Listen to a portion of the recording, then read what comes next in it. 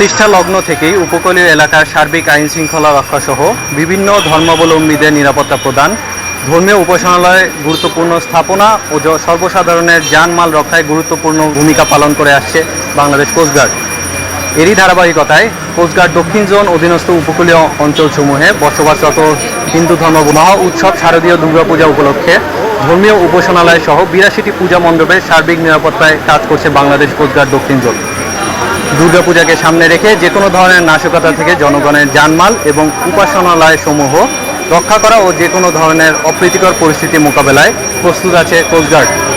প্রতিমা বিসর্জনের দিন অতি উৎসাহী জনগণকে ধারণ ক্ষমতার অতিরিক্ত নৌযানে ওঠা থেকে বিরত রাখা, নৌযানে অবস্থানরত অবস্থায় সকলের লাইফ জ্যাকেট পরিধান নিশ্চিত করা এবং সাঁতার না জানা ব্যক্তিকে নৌযানে না ওঠার পরামর্শ প্রদান সহ বিভিন্ন বিষয়ে জনসচেতনতামূলক প্রচারণা চালাচ্ছে বাংলাদেশ কোস্টগার্ড।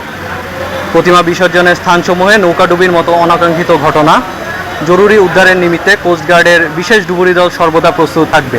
এছাড়াও আমরা অনুরোধ করব যে কোনো জরুরি প্রয়োজনে কোস্টগার্ডের জরুরি সেবা নম্বর 16111 এ কল করে প্রয়োজনীয় সহযোগিতা গ্রহণ করুন আপনারা। আমরা চাই দেশের শান্তিপ্রিয় হিন্দু জনগোষ্ঠী তাদের ধর্মীয় উৎসবটি সুন্দর, সুষ্ঠু ও নিরাপদভাবে উদযাপন করুক।